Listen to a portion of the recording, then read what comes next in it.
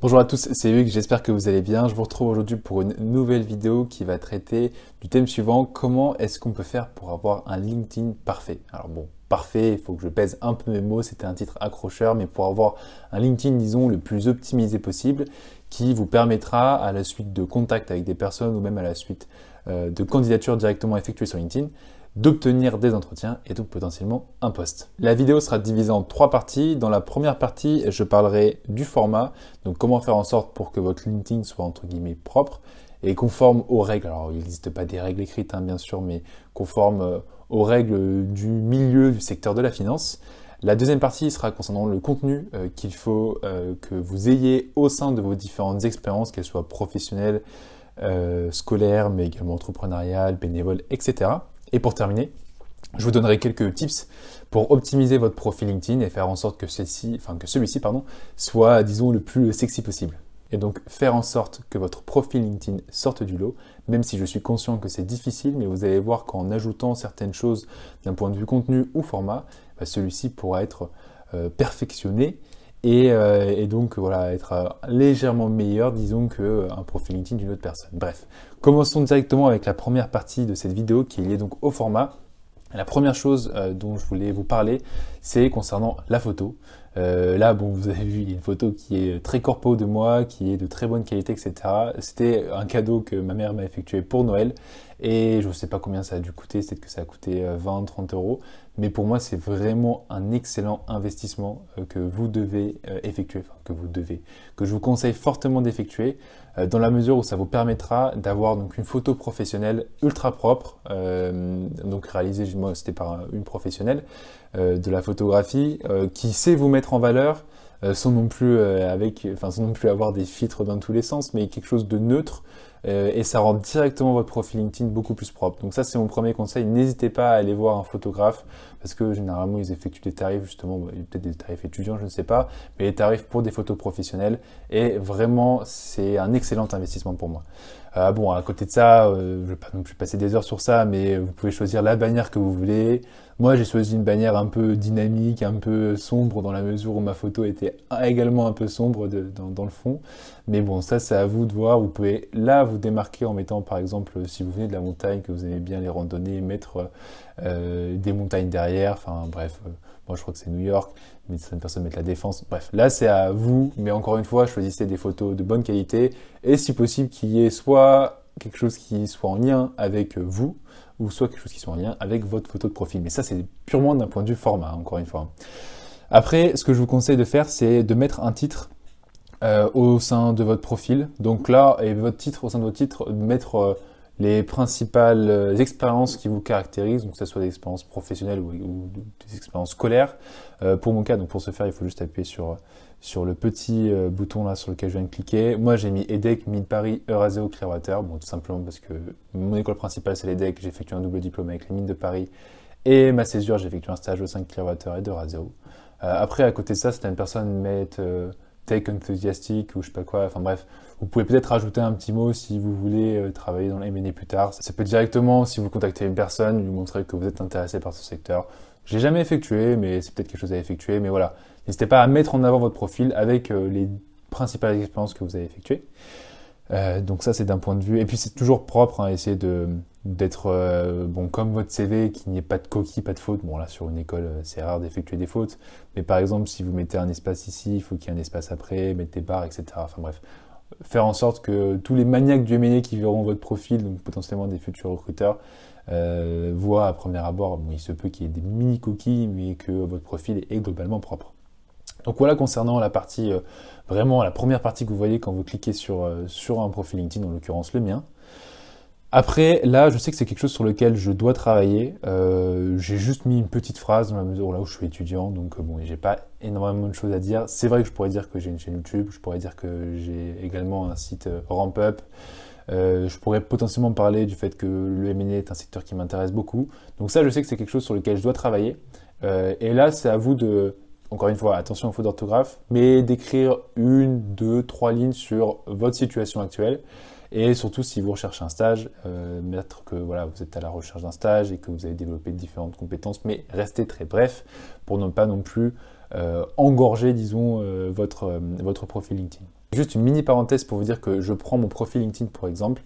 Je ne suis pas sûr qu'il soit parfait, mais disons que j'ai suivi les différentes règles qui m'ont été énoncées, mais que j'ai pu lire également sur Internet. Donc voilà, si vous voyez des choses à améliorer, pour moi je suis toujours à l'écoute et je serai ravi de suivre vos différents conseils.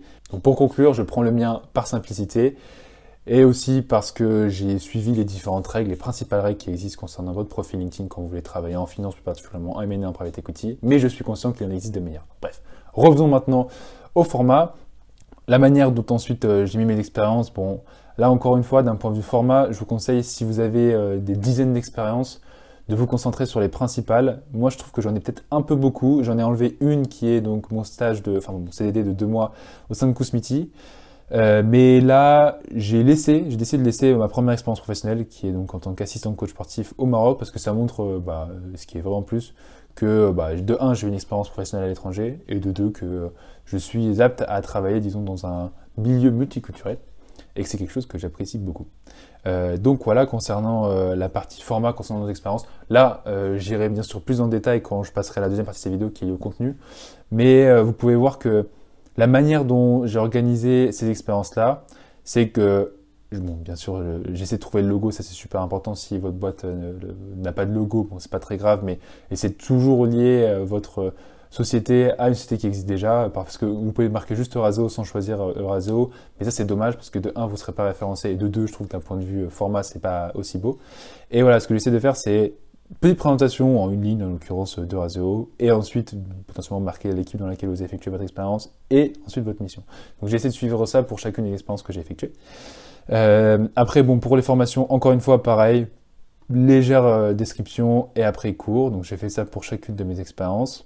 J'ai rajouté mes licences et bénévolat, encore une fois, bon, quand il fallait, j'ai décrit. Et sinon, je parlais de mes missions. Et là, vous pouvez peut-être vous dire qu'il y a une coquille parce que ici, c'est écrit en anglais alors que dans le reste de mon LinkedIn, c'est écrit en français. Ce n'est pas une coquille, c'est juste que je pense que c'est un problème d'un point de vue LinkedIn, enfin plutôt du côté de LinkedIn, dans la mesure où quand je note ça, enfin bref, on peut le faire en direct, mais si je veux modifier ça, on ne me demande pas, enfin je peux pas choisir la langue, alors que pour toutes les autres expériences, on me demande dans quelle langue vous écrivez, et potentiellement de changer. Et donc ça me permet également de faire le pont avec un autre point qui est super important, c'est que je vous conseille d'avoir un profil LinkedIn en français et d'avoir un profil LinkedIn en anglais. Quand vous cliquez sur anglais, tout en fait, j'ai tout traduit, et ça permet donc aux anglophones de pouvoir comprendre vos différentes expériences. Et voilà, je pense que c'est tout. Et après, vous pouvez rajouter vos compétences, vos résultats d'examen et vos langues. Bon, d'un point de vue formal, là, je pense que je peux conclure cette première partie de vidéo. Maintenant, passons à la deuxième partie de cette vidéo qui, elle, est liée au contenu. Et là, je vais vraiment me focus sur mes expériences professionnelles, mes expériences de bénévole et mes cours. Donc, le contenu, je l'ai déjà dit, la manière dont j'ai décrit mes différentes expériences professionnelles, c'est bref descriptif de la société, potentiellement mettre l'équipe au sein de laquelle vous avez effectué votre expérience et ensuite les missions réalisées. Et ça sont, bon, parfois je prenais pas tout ce qui est marqué sur mon CV. Sur LinkedIn, j'essaie d'être un petit peu plus exhaustif que ce qu'il y a sur mon CV parce que tout simplement sur le CV on est limité en termes de place alors que LinkedIn c'est pas le cas. Mais je mettrai un point on va dire d'attention sur le fait qu'il ne faut pas non plus que vous noyez les personnes qui vous regardez votre profil LinkedIn concernant la quantité d'informations qui sera présente au sein de votre profil LinkedIn. Moi, je trouve qu'il y a déjà beaucoup d'informations sur le mien, enfin sur mon profil et sur mes différentes expériences. Donc voilà, n'allez pas plus loin non plus, ne mettez pas en détail, restez ultra synthétique dans la description de vos missions et de vos expériences, parce que sinon, déjà, je suis pas sûr que beaucoup de personnes, généralement les personnes s'arrêtent à ce qui est marqué ici, hein, donc private equity analyst, analyst M&A, etc. Mais pour toutes les personnes qui veulent aller un peu plus loin et regarder ce que j'ai réellement effectué au cours de ce stage-là, ça sert à rien si j'avais 14 lignes et ça les découragerait de lire. Donc là, je pense que je suis synthétique, voire peut-être un petit peu trop exhaustif, notamment par exemple sur la description de Clearwater. Mais bon, je trouve que quand même c'est important parce que Clearwater, c'est donc une boutique qui est connue, mais je pense que pour une personne qui ne vient pas du secteur du M&A ou du private equity, bref, la banque d'affaires générale, c'est peut-être pas une structure qu'il connaît. Donc, enfin qu'elle connaît si je parle d'une personne. Donc je trouve que c'est toujours important de mettre 2-3 lignes pour des structures qui sont un petit peu moins connues. Donc voilà, tout simplement, encore une fois, j'ai mis là globalement ce que j'ai mis sur mon CV, même si je l'ai un peu mises d'une manière différente. Ces lignes-là, je les ai mises un peu d'une manière différente sur mon CV. Donc voilà, concernant le format sur ces expériences professionnelles, pour les expériences, enfin pour tout ce qui est lié aux études. Donc là, bien sûr, ne pas oublier de mettre son échange universitaire si vous en avez effectué un, c'est super important. Et encore une fois, pour vos cours, bon, vous allez dire que j'ai pas effectué grand-chose à l'EDEX, enfin, c'est pas le cas. J'ai juste choisi les principaux cours et je pense que je pourrais les affiner. Pareil pour les mines de Paris, j'ai mis mes principaux cours et faites de même, mettez et là, utilisez cet espace-là pour avoir des mots-clés, donc que ce soit private equity, M&A, etc. Parce que les personnes qui potentiellement vont chercher dans la barre de recherche, donc ici M&A ou quoi, bah, votre profil pourrait ressortir grâce à ces mots-clés-là. Et donc c'est ce que j'ai effectué. Et aussi au sein de cette partie-là, vous pouvez mettre lorsque vous avez, alors moi pour les dés que j'ai mis ici, mais lorsque vous avez eu une moyenne, une bonne moyenne ou une mention, bon là c'était quand j'ai effectué du droit, ne pas hésiter à le mettre. Parce que bah, voilà, c'est quelque chose qui peut sauter aux yeux du recruteur, notamment pour tous les recruteurs anglo-saxons qui portent une grosse importance aux notes. Je dirais que c'est un petit peu moins le cas en France, même si ça l'est toujours. Vos licences et certifications, ça c'est très important de les mettre parce que ça vous permet d'avoir des mots-clés, notamment bon, en LEDEC, je sais que tout le monde passe le Bloomberg Market Concepts. Donc vous avez un certificat que vous obtenez à l'issue de cours en ligne. Et ça permet d'avoir le mot-clé Bloomberg, ce qui est vraiment très important. Donc ça c'est à ne pas oublier. Et maintenant si on va d'un point de vue plus donc bénévolat, émission, enfin partie un peu entrepreneuriale, encore une fois, ne noyez pas les personnes dans la description de vos missions, mais n'hésitez pas à insister sur différents mots-clés. Moi pour le coup je les ai mis M&A Deals, je parlais un petit peu de value, etc. etc. Et donc ça, je pense que c'est super important. Et je crois, bon après, là c'était une mission humanitaire, donc c'était un peu différent. Et après, c'était une expérience dans le bureau des sports, donc le BDS. Et là, pour le coup, c'est l'expérience que j'ai effectuée au sein de FEMFEPS, qui était un concours académique. Et voilà, là vous voyez bien que j'utilise des mots-clés qui sont super importants pour le milieu du M&A, private equity, evaluated, pitch, DCF. Donc ça, super important. Profitez de toutes ces parties-là de votre profil LinkedIn. Et là, en soi, je ne mens pas parce que c'est vraiment des choses que j'utilisais au cours de mes expériences pour utiliser des mots-clés qui sont utilisés dans le milieu du M&A de private equity. Et donc voilà, sur ces mots, je conclus la deuxième partie de cette vidéo qui est liée au contenu de votre profil LinkedIn. Maintenant, passons à la troisième et dernière partie de cette vidéo qui est liée aux tips pour sortir du lot et donc rendre, ce que j'ai dit en introduction, votre profil LinkedIn le plus sexy possible. Donc j'ai pris mon profil LinkedIn comme un exemple, mais je suis conscient que les personnes qui me regardent n'ont pas forcément effectué de stages longs en finance, n'ont pas donc d'expérience significative en finance, et donc c'est pour ça que je vais apporter des tips qui sont liés justement à toutes ces personnes-là. Moi, c'est vrai que c'est un profil LinkedIn sur lequel, de un, j'ai beaucoup travaillé et c'est à l'issue de ma césure, donc forcément, il est un peu plus rempli, et il est enfin carrément plus rempli que mon profil LinkedIn d'avant césure. Et c'est pour ça que, bon, je vais vous donner des tips pour sortir du lot, même si vous n'avez pas forcément d'expérience significative en finance. J'en ai identifié 3. Le premier, j'en ai parlé tout au long de la vidéo, c'est vraiment utiliser des mots-clés, que ça soit dans la description de vos expériences professionnelles, même si je sais que c'est un peu plus compliqué lorsque vous êtes vendeur, voilà, vous ne pouvez pas utiliser le mot M&A, enfin, je ne pense pas, sauf si vous avez beaucoup d'imagination. Mais par contre, dans toute la partie qui est liée donc au bénévolat, donc que ce soit si vous êtes dans l'assaut de finance de votre école, de votre université, là pour le coup, vous pouvez vraiment utiliser ces mots-clés et c'est super important. Sinon, vous pouvez les utiliser si vous avez un cours de M&A, de stratégie, de private equity. Utilisez ces mots-clés dans la partie donc formation de votre profil LinkedIn.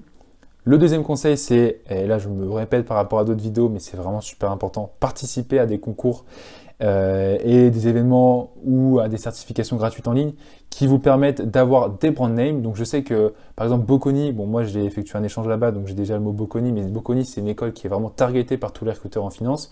Et il y a un MOOC qui est gratuit, qui est lié au private equity, il me semble. Donc voilà, faites-le, ça vous permet d'avoir le private equity en mots-clés dans votre CV, d'avoir Bocconi qui est une superbe école.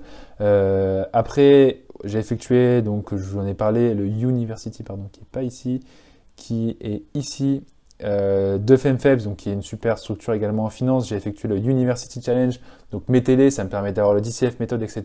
Ça c'est vraiment, je pense, l'un des conseils les plus importants que je peux vous donner. et qui fera en sorte, enfin ce conseil-là fera en sorte que votre CV, votre LinkedIn pardon, sortira vraiment du lot, et également votre CV de toute manière. LinkedIn, c'est en quelque sorte un CV, mais en beaucoup plus détaillé, sur lequel vous pouvez parler un peu plus sans noyer les personnes. Et le troisième conseil que j'ai à vous donner, c'est de ne vraiment pas hésiter à mettre toutes vos expériences, enfin toutes vos expériences entrepreneuriales et bénévoles, parce que c'est quelque chose sur lequel vous allez pouvoir capitaliser quand vous n'avez pas beaucoup d'expérience professionnelle, sur lequel vous pouvez dire, bah voilà, je sais pas si au cours de votre expérience bénévole, vous avez managé 3-4 personnes, vous avez géré un budget, c'est des choses sur lesquelles voilà, vous pouvez mettre des mots-clés qui sont importants, mais également sur lesquels vous pouvez parler, parce que, et ça c'est super important, LinkedIn, donc de 1, c'est en quelque sorte votre CV, comme je l'ai dit, mais en ligne. Donc, quand vous allez contacter des gens pour networker tout simplement, ces personnes-là vont regarder votre LinkedIn généralement pour avant le call.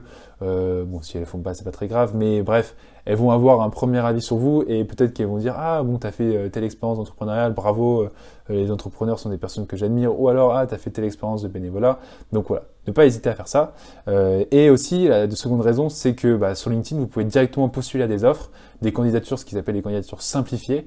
Et ça, c'est vraiment ultra important, ça fonctionne très très bien et ça prend, je crois, toutes vos expériences, que ce soit professionnelles, scolaires, bénévolat, entrepreneurial, et ça les envoie aux recruteurs. Donc ne pas hésiter à être assez exhaustif tout en étant bien sûr synthétique dans la description de vos missions. Voilà, c'est déjà la fin de cette vidéo, j'espère que celle-ci vous aura plu. Si c'est le cas, n'hésitez pas à la liker et à vous abonner à ma chaîne YouTube, ça me ferait vraiment super plaisir. Je vous retrouve à très bientôt pour de nouvelles vidéos. C'était Hugues, ciao.